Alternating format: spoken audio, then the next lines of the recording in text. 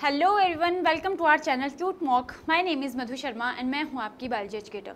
So students, आज की video आप सभी के लिए बहुत ही हेल्पफुल वीडियो होने वाली है, क्योंकि इस वीडियो में हम बेसिकली हमारे प्रीवियस ईयर यानी कि 2024 के बायोलॉजी के पेपर का डिटेल्ड एनालिसिस करेंगे। सो इसको करने का पर्पज़ ये है ताकि आप सभी अपने आने वाले CUET एग्ज़ाम की प्रिपरेशन को बहुत सही तरीके से और अच्छी जगह से कर सको। सो बेसिकली यहाँ पे हम क्या जानेंगे कि जो आपका प्रीवियस ईयर के पेपर्स हैं उनमें जो आपके क्वेश्चन का पैटर्न है और वो क्वेश्चन जो है वो कहाँ से पूछे गए हैं। सो इस वीडियो में मैं आपको बताऊंगी कि आपके जितने भी क्वेश्चंस थे या आपको जो भी प्रिपरेशन करनी है वो आपको NCERT बुक से ही करनी है, यानी कि आपको NCERT बेस्ड ही मॉक टेस्ट की प्रैक्टिस करनी है, क्योंकि जितने भी आपके क्वेश्चंस आपके एग्जाम में पूछेंगे हैं वो सारे NCERT बेस्ड ही हैं। तो यहाँ पर हम एक एक करके हर पेपर को आज पूरा एनालिसिस करेंगे। जितना भी हम पेपर को एनालाइज करेंगे उससे आपको एक ही चीज़ समझ आएगी कि जितने भी क्वेश्चंस थे वो सारे के सारे जो हैं आपको directly line to line NCERT से पूछे गए हैं। वो चाहे आपका NCERT का कोई भी पैराग्राफ हो, कोई भी पिक्चर हो, कोई भी कार्टून हो या किसी भी तरह की छोटी से छोटी इन्फॉर्मेशन, आपको जितने भी क्वेश्चन पूछे गए थे आपको वहीं से पूछे गए हैं और आने वाले एग्जाम्स में भी ये क्वेश्चन आपको वहीं से पूछे जाएंगे। तो यहाँ पर हम हर एक क्वेश्चन को चेक करेंगे। So let's start with the video. तो अभी हम जिस पेपर को एनालाइज करेंगे वो पेपर आपका था 2024 में 29 मई का। Let's start with the first question. So यहाँ पर फर्स्ट क्वेश्चन में आपको एक पैसेज दिया गया था, तो इसी पैसेज के अंडर आपको 5 क्वेश्चन दिए गए थे। आपको इन सभी को जो है यहाँ पर क्या करना है, सॉल्व करना था। So first question is select the incorrect pair in response to abiotic factor. So इस क्वेश्चन का जो हमारा यहाँ पर आपको 4 ऑप्शन दी गई थी, तो जो करेक्ट आंसर था वो था ऑप्शन नंबर 1। अब ये जो आपको पैसेज दिया गया है, इन nature populations of different species in a habitat do not live in isolation. So this passage is basically from the chapter organisms and population. अब हम चलते हैं हमारे नेक्स्ट क्वेश्चन पे, which is there is a match. यहाँ पर आपको एक मैच दिया गया होगा जिसको आपको आपस में जो इसका करेक्ट ऑप्शन होगा उसके साथ मैच करना है। तो इस क्वेश्चन का जो यहाँ पर राइट आंसर था वो था ऑप्शन नंबर 4, दैट इज 4 1 2 3। अब अगर हम इनको मैच करें कि ये कहाँ से पूछेंगे, तो इसके लिए आपको क्या करना है, आपको डायरेक्टली चेक करना है आपकी इस चैप्टर को जो कि है ऑर्गेनिज्म एंड पॉपुलेशन। सो यहाँ पर अगर हम मैच में देखें, हमारे पास लिस्ट नंबर 2 में कुछ इंट्रैक्शंस दी गई हैं, like parasitism, commensalism, mutualism and competition. So ये आपको डायरेक्टली कहाँ पर मिलेगा, ये आपको मिलेगा आपके चैप्टर ऑर्गेनिज्म एंड पॉपुलेशन में। एक टॉपिक जो आपको दिया गया था पॉपुलेशन इंट्रैक्शंस, आपके सामने यहाँ पर कुछ इंट्रैक्शंस दी गई हैं, mutualism, competition, predation, parasitism, commensalism and amensalism.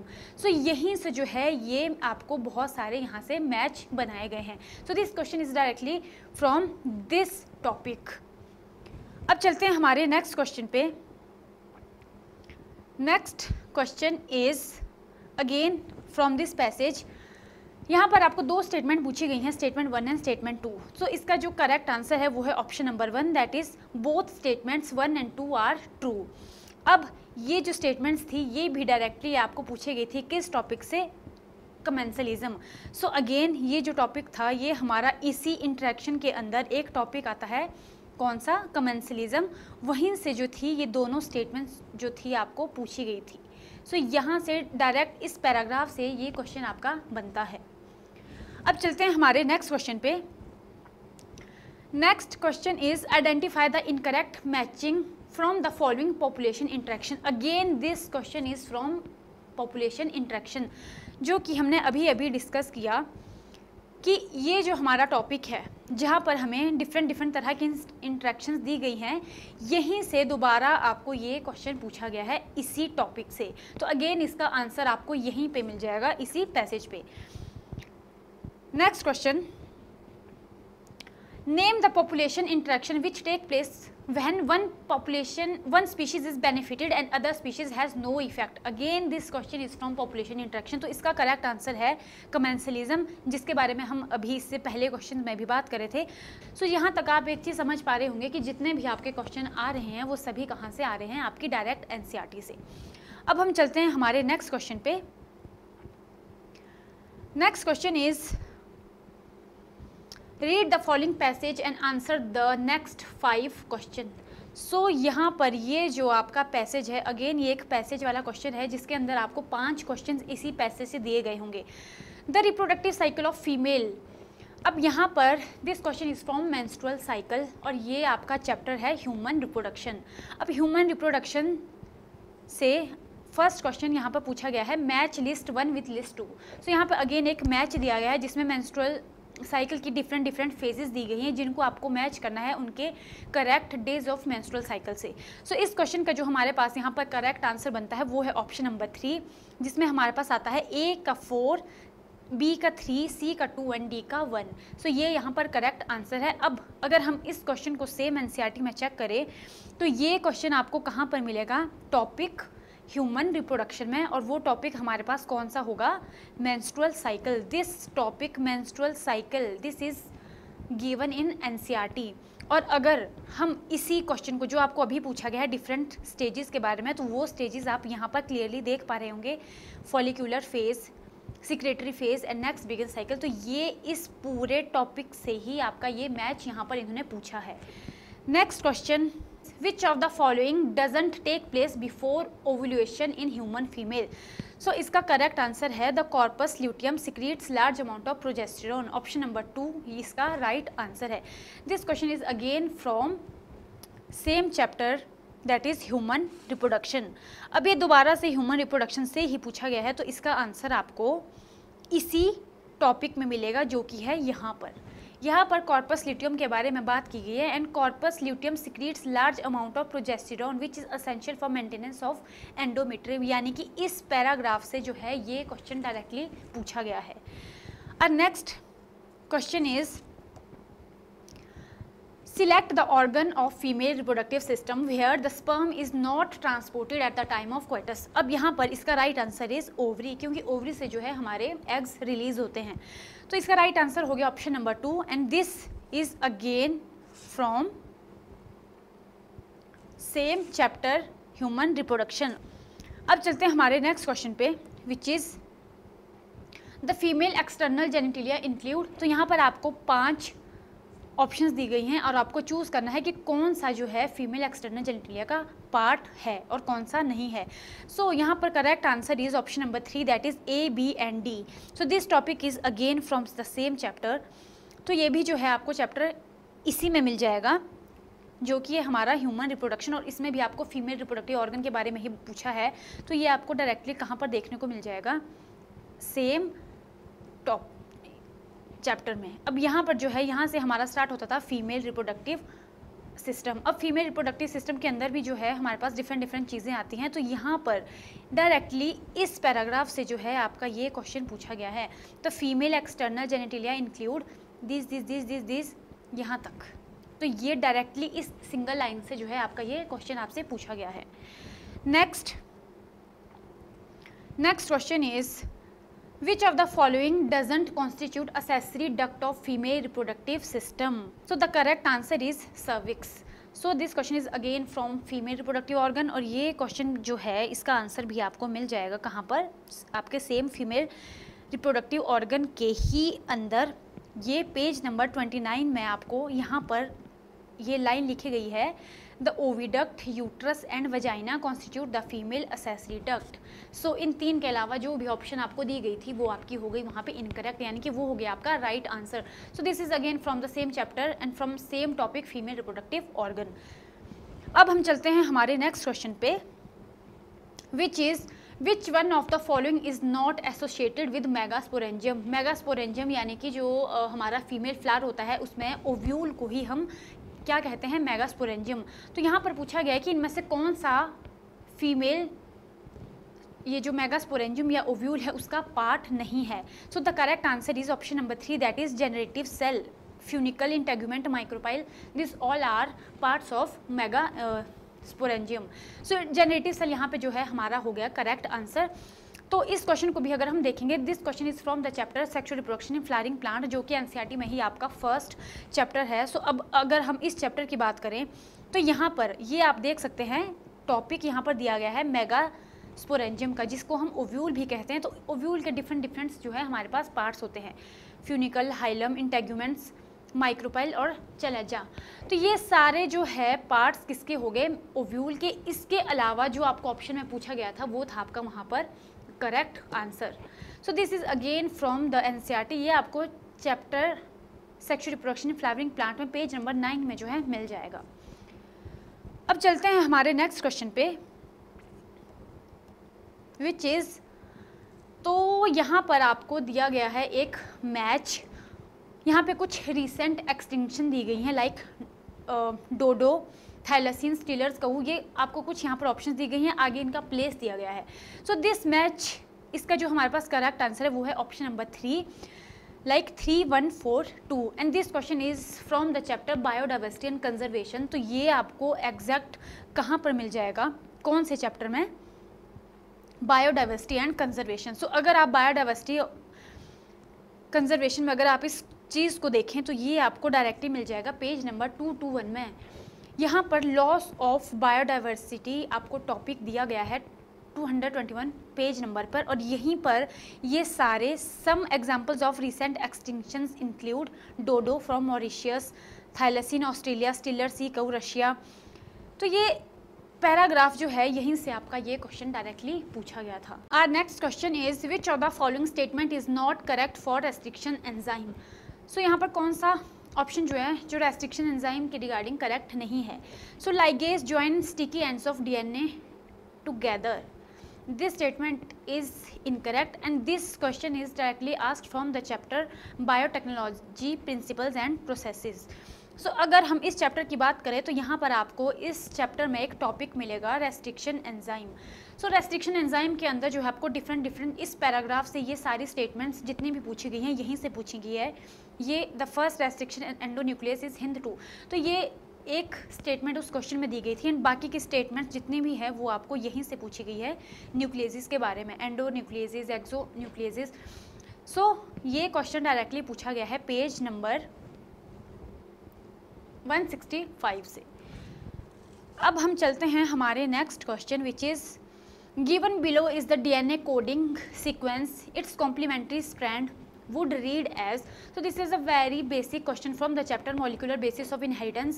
so ये वहाँ से आपको डायरेक्टली पूछा गया है जिसका आंसर ऑप्शन नंबर 2, जो कि आपको पता होगा जो complementary strands of DNA sequences है वो उनके बीच में क्या होती है, जो नाइट्रोजनस बेसिस होते हैं उनके बीच में पेयरिंग होती है। सो एडेनिन जो है वो पेयर करता है थाइमिन के साथ, थाइमिन पेयर करता है एडेनिन के साथ, ग्वानिन पेयर करता है साइटोसिन के साथ, और साइटोसिन ही पेयर करता है ग्वानिन के साथ। सो this question is very basic from the chapter molecular basis of inheritance. Our next question is given below are two statements, statement 1 and statement 2।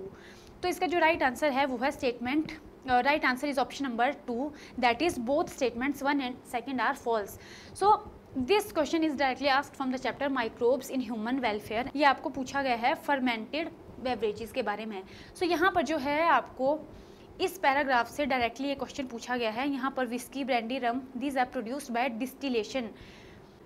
कुछ एल्कोहल जो है लाइक वाइन और beer, these are produced without distillation. So directly यहाँ से जो है ये question पूछा गया है।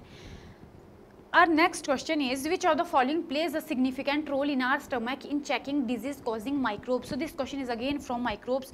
ये क्वेश्चन भी जो है आपको अगेन यहीं पर मिल जाएगा इसी टॉपिक में। कहाँ पर, this microbes in household products. So यहाँ से जो है डायरेक्टली ये क्वेश्चन पूछा गया है क्योंकि in our stomach the LAB यानी कि lactic acid bacteria play very beneficial role in checking disease causing microbes. तो यहाँ पर अगर आप देखोगे तो इस लाइन से ही डायरेक्टली जो है आपका इन्होंने क्वेश्चन पूछ लिया है। अब हम चलते हैं हमारे नेक्स्ट क्वेश्चन पे which is which one of the following lymphoid organ is large at birth but reduces with age, जिसका आंसर है option number 2, that is thymus. So अगर हम इसे चेक करें तो इस पैराग्राफ पे अगर आप पढ़ोगे the bone marrow is the main lymphoid organ, और यहीं पर आपको थाइमस के बारे में भी लिखा होगा the thymus is quite large at the time of birth but keeps reducing in size with age and by the time puberty it reduce to a very small size. तो यहाँ पर अगर आप देखोगे इन 2 लाइन से जो है ये आपका क्वेश्चन इन्होंने पूछा गया है। Next question is amino acid is attached to which site of tRNA। so this question is again from the chapter molecular basis of inheritance, जहाँ पर आप जब ट्रांसलेशन के बारे में पढ़ते हो तो वहाँ पर जो है ये आपको एक स्टेप वहाँ पर आता है। सो अगर हम इसका यहाँ पर जो राइट आंसर है वो है option number 2, that is 3' and. तो अगर हम इसको भी चेक करें इस चैप्टर में, तो यहाँ पर आप देखोगे ये हमारा चैप्टर है molecular basis of inheritance.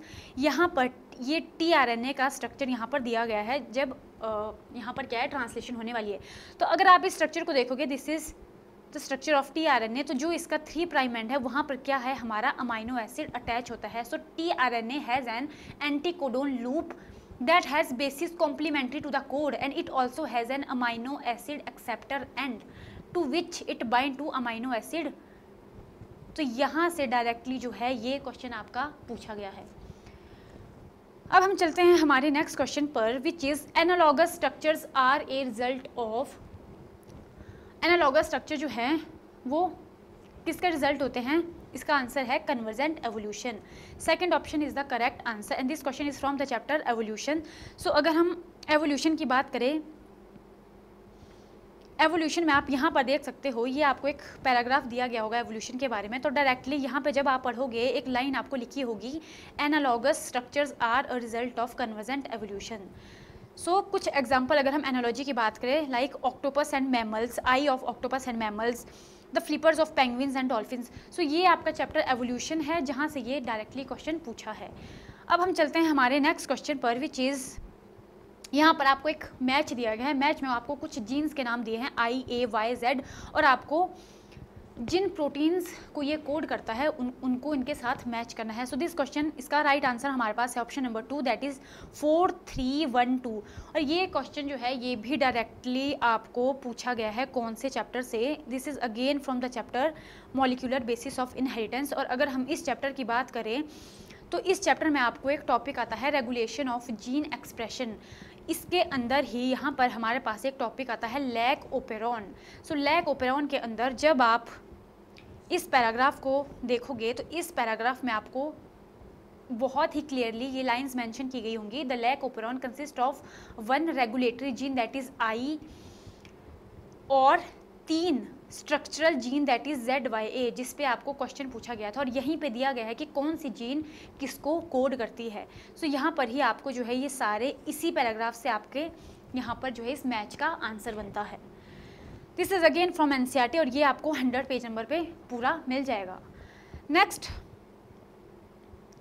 Question is which of the following equation is correct about Verhulst Pearl logistic growth. और ये जो आपको क्वेश्चन है इसका आंसर है हमारे पास option number 3।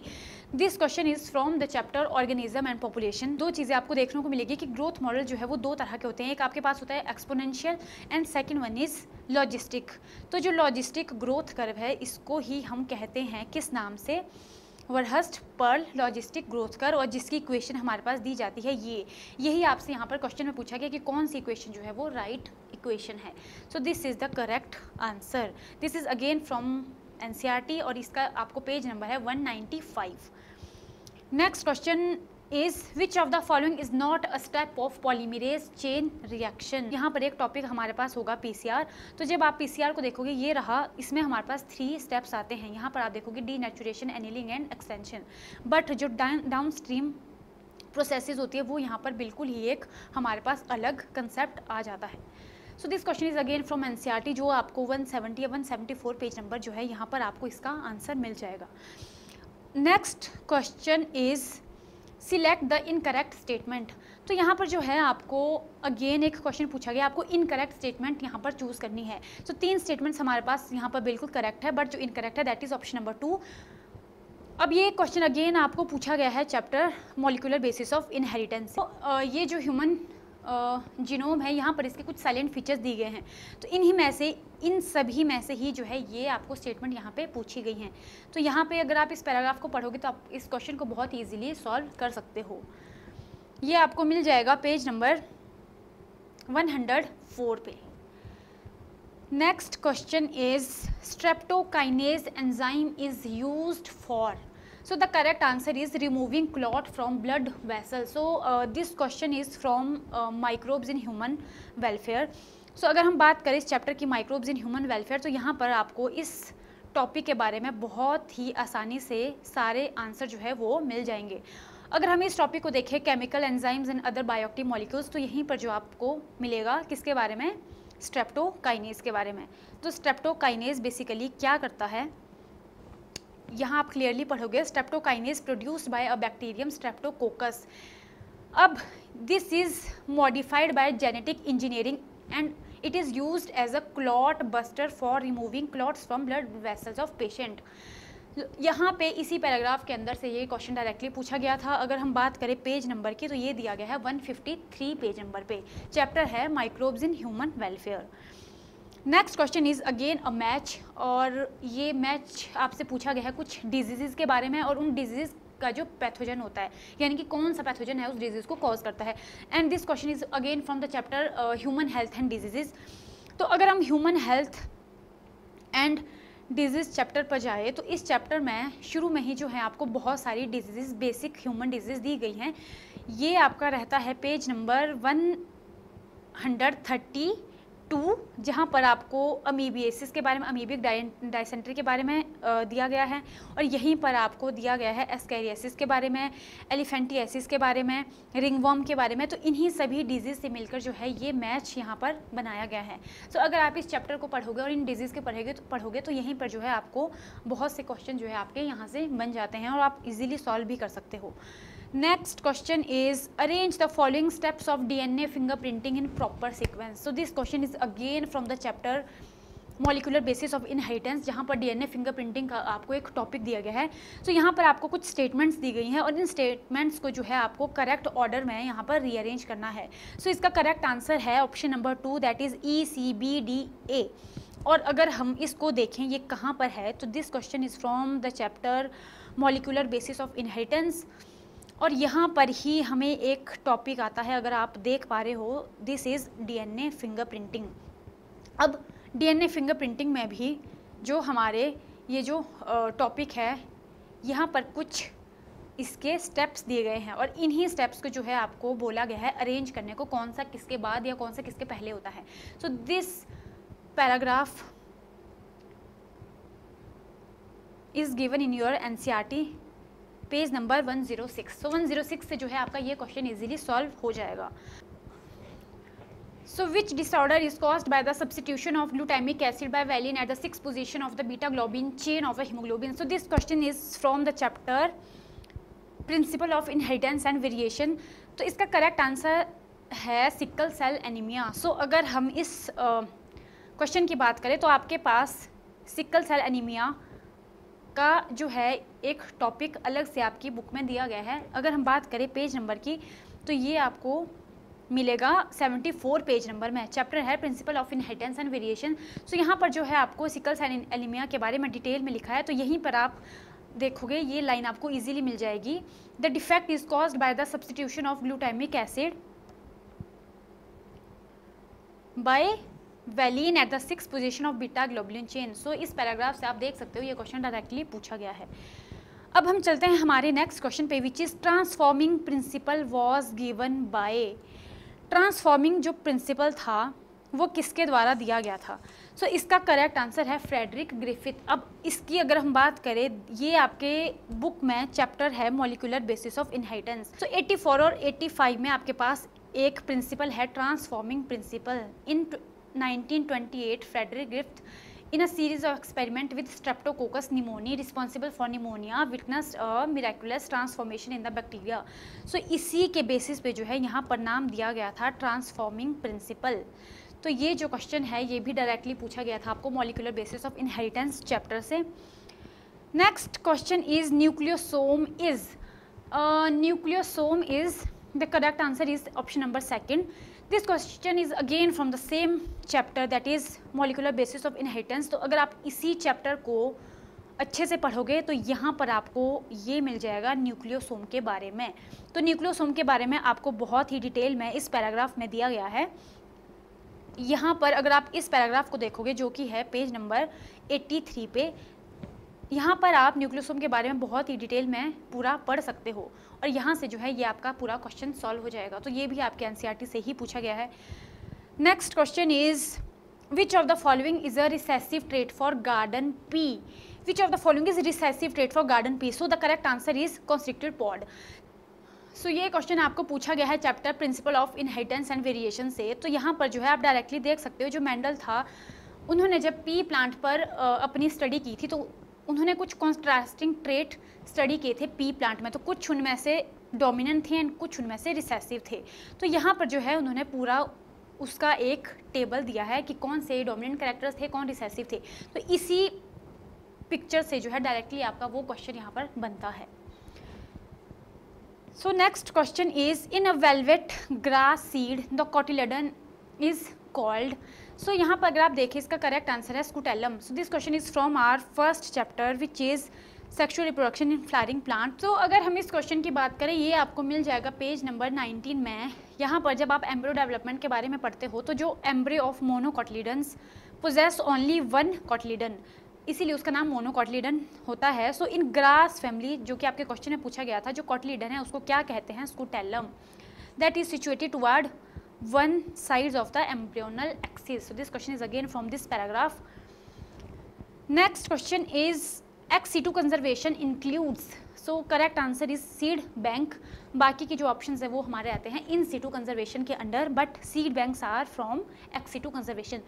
So this question is directly from the chapter biodiversity and conservation.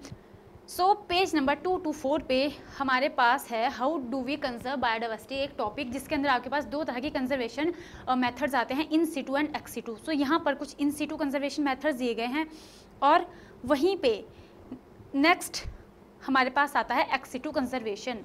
सो ये आपका अभी जो क्वेश्चन पूछा गया था आपको इसी से पूछा गया था। Zoological parks, botanical gardens, wild life safari parks, ये किसके अंडर आते हैं? एक्स सिटू के अंडर। तो यहीं पर जो हमारा क्वेश्चन था इसी से यहाँ पर पूछा गया था। So the next question is in which of the following units is thickness of ozone layer measure. So ये जो आपका क्वेश्चन इसका आंसर है option. So this question is from environmental issues.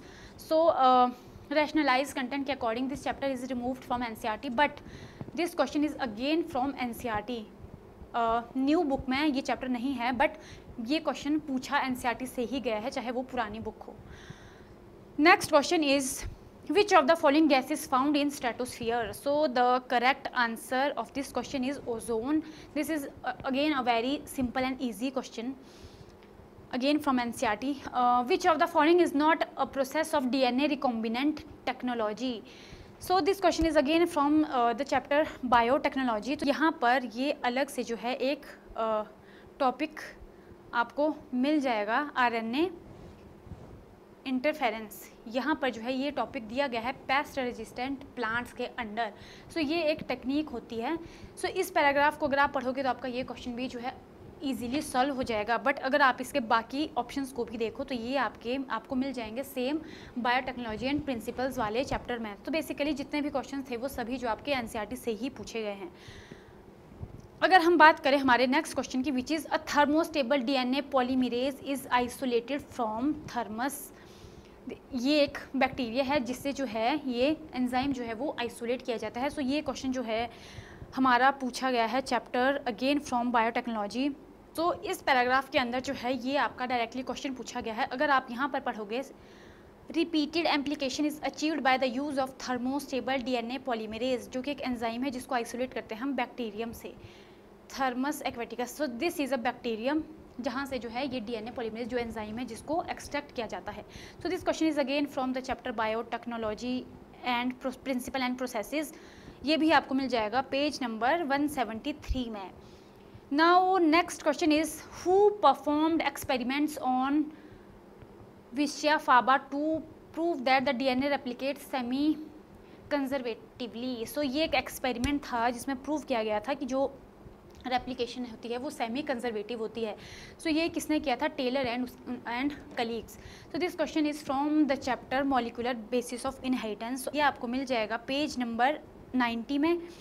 अगर आप यहाँ पर इस पैराग्राफ को पढ़ोगे, यहाँ पर आपको मिलेगा the use of radio active thymidine to detect distribution of newly synthesised DNA in the chromosome was performed on Vicia faba यानी कि faba beans by Taylor and colleagues in 1958। This experiment proved that DNA in chromosome also replicate semi conservatively. So यहाँ पर इस paragraph से जो आपका ये direct question पूछा गया है। Next question is in Hershey and Chase experiment some viruses grew on medium that contain। तो इसका हमारे पास डायरेक्ट आंसर है ऑप्शन नंबर 1। और ये सेम एक्सपेरिमेंट आपको कहाँ पर मिलेगा? ये सेम एक्सपेरिमेंट जो है आपको मिल जाएगा इसी चैप्टर, कौन सा chapter? Molecular basis of inheritance में। इसी सेम चैप्टर में ये एक्सपेरिमेंट किया गया था, किसके द्वारा? हर्शे और चेज। यहाँ पर अगर आप इस देखोगे 86 पेज नंबर पे, तो ये सेम एक्सपेरिमेंट यहाँ पर परफॉर्म किया गया था। सो ये पूरा डिटेल डायग्राम और डिटेल एक्सप्लेनेशन है इस टॉपिक की। अगर आप इसे बहुत ही केयरफुली पढ़ोगे तो यहाँ से आपका ये क्वेश्चन भी सॉल्व हो जाएगा। Next question is in which phase of cell cycle does replication of DNA takes place? So जो डीएनए की रेप्लिकेशन होती है वो सेल साइकिल के कौन से फेज में होती है? तो इसका करेक्ट आंसर है S phase. So this question is again from the same chapter molecular basis of inheritance. और ये भी एक बहुत ही ईजी क्वेश्चन है, ये आपको आपकी 11th की बुक में भी सेल साइकिल चैप्टर में भी आपको ये मिल जाएगा कि जो डीएनए रेप्लिकेशन है वो ये एस फेज में होती है। So this is again a very simple question. Next question is which of the following represents a test cross in which half the offspring is heterozygous and half would be homozygous recessive? तो यहाँ पर जो हमारे पास test cross होता है वो heterozygous और homozygous recessive के बीच में परफॉर्म होता है। तो ये होता है हमारा test cross. So this question is from test cross from principle of inheritance and variation. So page number 59 में टेस्ट क्रॉस के लिए एक डायग्राम भी यहाँ पर रिप्रेजेंट किया गया है, जहाँ पर आप इजीली जो है इस डायग्राम की हेल्प से इस क्वेश्चन को सॉल्व कर सकते हो। Half of the flowers are violet and half of the flowers are white. So यहाँ पर जो क्या किया था, यहाँ पर जो है हेटेरोजाइगस पेरेंट को क्रॉस किया था होमोजाइगस रिसेसिव के साथ। सो ये जो क्रॉस होता है हमारे पास, ये हमारे पास बनता है टेस्ट क्रॉस के केस में। सो this question is from the chapter principle of inheritance and variation. Next question is ELISA is based on the principle of, the correct answer is antigen antibody interaction. So this question is again from the chapter biotechnology. So this question is which of the following controls the growth of bollworms?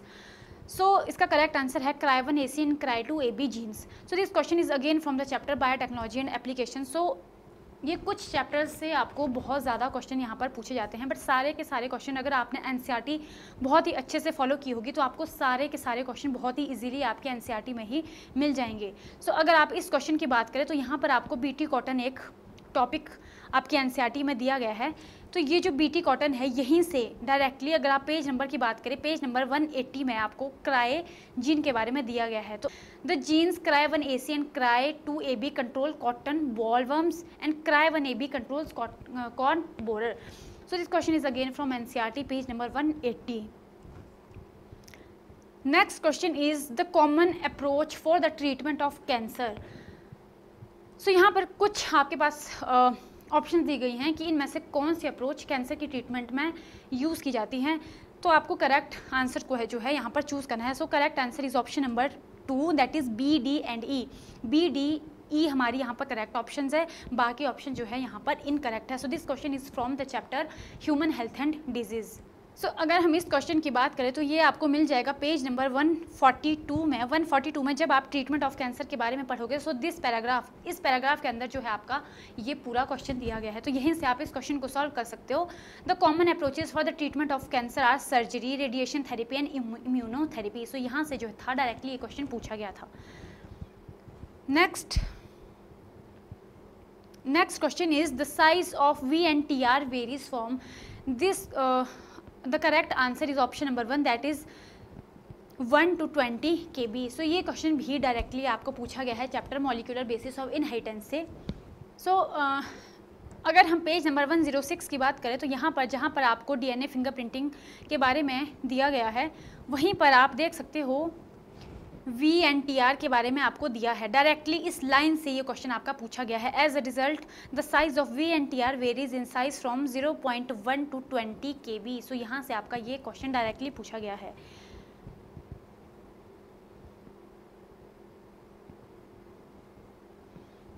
Next question is which one of the parents has A blood group and the other parents has O blood group, then their child can have dash blood group। So the right answer is either A or O. Fourth option जो है यहाँ पर हमारी correct answer है, क्योंकि अगर हम बात करें ब्लड ग्रुपिंग के बारे में है तो ये आपको मिल जाएगा chapter principle of inheritance and variations में, जहाँ पर एबीओ ब्लड ग्रुप के बारे में डिटेल आपको टॉपिक एक अलग से मिल जाएगा, तो वहीं से जो है ये आपको एक क्वेश्चन डायरेक्टली पूछा गया है। Next question is the method where an ovum is transferred from a donor into the fallopian tube of another female is called GIFT, यानी कि GIFT। सो अगर हम रिप्रोडक्टिव चैप्टर की बात करें, रिप्रोडक्टिव हेल्थ, जो आपके पास ये चैप्टर दिया गया है, इस चैप्टर में लास्ट में आपको बहुत सारी टेक्निक्स दी गई थी जो कहाँ पर यूज़ की जाती है जब कपल में इनफर्टिलिटी की प्रॉब्लम आती है, तो डिफरेंट टेक्निक्स का जो है वहाँ पर यूज़ किया जाता है, जिन टेक्निक्स को हम बोलते हैं असिस्टेड रिप्रोडक्टिव टेक्निक। सो इन टेक्निक्स के अंदर हमारे पास आती है ZIFT जिफ्ट, यानी कि zygote intra Fallopian transfer, IUT intra uterine transfer, और इसी में एक टेक्निक हमारे पास आती है GIFT gamete intra Fallopian transfer, जहाँ पर क्या किया जाता है, transfer of an ovum is collected from a donor into the fallopian tube of another female who can not produce one. So इस पैराग्राफ से जो है डायरेक्टली ये क्वेश्चन आपसे पूछा गया है। Next question is given below are 2 statements. तो 2 स्टेटमेंट जो है यहाँ पर आपको पूछी गई हैं, स्टेटमेंट 1 एंड स्टेटमेंट 2, और आपको बताना है कौन सी करेक्ट है कौन सी इनकरेक्ट है। सो यहाँ पर करेक्ट आंसर है option number 2, both statement 1 and 2 are false. So ये दोनों ही स्टेटमेंट जो है यहाँ पर गलत हैं, और ये क्वेश्चन जो है ये आपको पूछा गया है bio reactor and downstream process से, जो कि आपका चैप्टर है बायोटेक्नोलॉजी प्रिंसिपल एंड प्रोसेसेस से। सो अगर हम बात करें पेज नंबर 174, पेज नंबर 174 में आपको एक टॉपिक दिया है बायो रिएक्टर के बारे में। सो बायो रिएक्टर, यहाँ पर आपको डिफरेंट बायो रिएक्टर देखने को मिलेंगे, इन्हीं में से जो है ये आपकी एक स्टेटमेंट पूछी गई है एंड नेक्स्ट स्टेटमेंट पूछी गई है डाउनस्ट्रीम प्रोसेसेस से। सो अगर आप इस पेज नंबर पे ये दोनों टॉपिक को पढ़ोगे तो आप इस क्वेश्चन को इजीली सॉल्व कर सकते हो। Next question is who proposed that the first form of life could have come from pre-existing non-living organic molecules?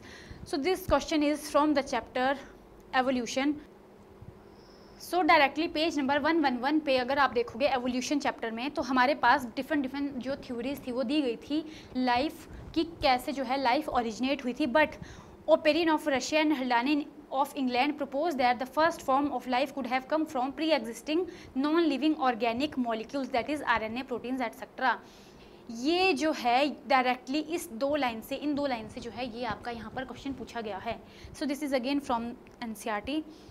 Next question is in diploid organism which of the following undergoes meiosis. So जो meiosis होते हैं वो meiosis undergo हमेशा होती है diploid sales में। सो यहाँ पर आपको यही पूछा गया कि इनमें से कौन सी सेल में जो है मियोसिस होती है। So the correct answer is sporogenous tissue, क्योंकि जो स्पोरोजिनस टिश्यू होते हैं these are diploid. So this question is from the chapter sexual reproduction in flowering plant, जो कि आपका फर्स्ट चैप्टर है आपकी NCERT बुक में। 5 और 6 जो आपका पेज नंबर है वहाँ पर जो है आपको इस चीज़ की एक्सप्लेनेशन बहुत ही क्लियरली मिल जाएगी, क्योंकि जब आप माइक्रोस्पोरोजेनेसिस के बारे में पढ़ोगे, यानी कि कैसे जो है वो माइक्रोस्पोर्स प्रोड्यूस होते हैं, इस पैराग्राफ में जो है आपको उसका क्लियर आंसर मिल जाएगा। When the anther is young a group of compactly arrange homogeneous cells called sporogenous tissue occupies the centre of each microsporangium. तो ये जो हमारे पास स्पोरोजिनस टिश्यू होते हैं, यही आगे चलकर क्या करते हैं, इन्हीं स्पोरोजिनस टिश्यूज़ के अंदर जो है माइक्रोस्पोर्स की फॉर्मेशन होती है। So this question is from sexual reproduction in flowering plant, page number 6 पे जो है आपको इसकी एक्सप्लेनेशन मिल जाएगी। Now the last question which one is the correct example of hermaphrodite. तो यहाँ पर आपको एक क्वेश्चन पूछा गया कि इनमें से कौन सा जो है हर्मैफ्रोडाइट्स का एग्जाम्पल है। सो हर्मैफ्रोडाइट एक ऐसी कंडीशन होती है in which an individual organism possesses both male and female reproductive organ. So यहाँ पर ये चीज़ सिर्फ टेप वॉर्मन लीच के केस में प्रेजेंट होती है। सो अगेन यहाँ पर हमारा ये पूरा पेपर ख़त्म हो जाता है, 50 के 50 question. So students, I hope this video will be helpful to you, क्योंकि इसमें हमने एक चीज़ कंफर्म कर ली है कि हमने जितने भी क्वेश्चन को आज एनालाइज किया, जितने भी क्वेश्चन का एनालिसिस किया, सभी के सभी क्वेश्चन जो है वो NCERT से पूछे गए थे। इस वीडियो को बनाने का मेरा एक ही पर्पज़ था कि आप खुद देख सको कि जितने भी क्वेश्चन आपके पेपर्स में पूछे गए थे वो डायरेक्टली आपकी NCERT बुक से ही पूछे गए थे। इसीलिए मैंने इस वीडियो को बनाया ताकि आप आगे के लिए जो है अपनी प्रिपरेशन सिर्फ NCERT बेस्ड जो भी आप नोट्स बनाओ या जो भी आप जिस भी तरह से आप प्रिपरेशन करो, एनसीईआरटी को ध्यान में रख के ही करो। सो इसके लिए आपको क्या करना है, आपको ज़्यादा से ज़्यादा जो है मॉक टेस्ट को सॉल्व करना है। एंड आपको ये ध्यान रखना है कि जितने भी आप मॉक टेस्ट सॉल्व करोगे वो आपके स्ट्रिक्टली एनसीईआरटी बेस्ड हो। तो इसके लिए आपको क्या करना है, आप हमारे प्लेटफॉर्म यानी कि सीयूटी मॉक पर आकर भी अपने सारे क्वेश्चन की प्रैक्टिस कर सकते हो। यहाँ पर आपको मिलते हैं चैप्टर वाइज मॉक्स, फुल मॉक्स और सारे के सारे प्रीवियस ईयर पेपर्स, जो कि सारे के सारे एनसीईआरटी बेस्ड ही बनाए गए हैं आपके लिए। तो आई होप ये वीडियो आपके लिए हेल्पफुल होगी, जो कि आपने खुद देख लिया कि सभी क्वेश्चन आपके एनसीईआरटी से हैं।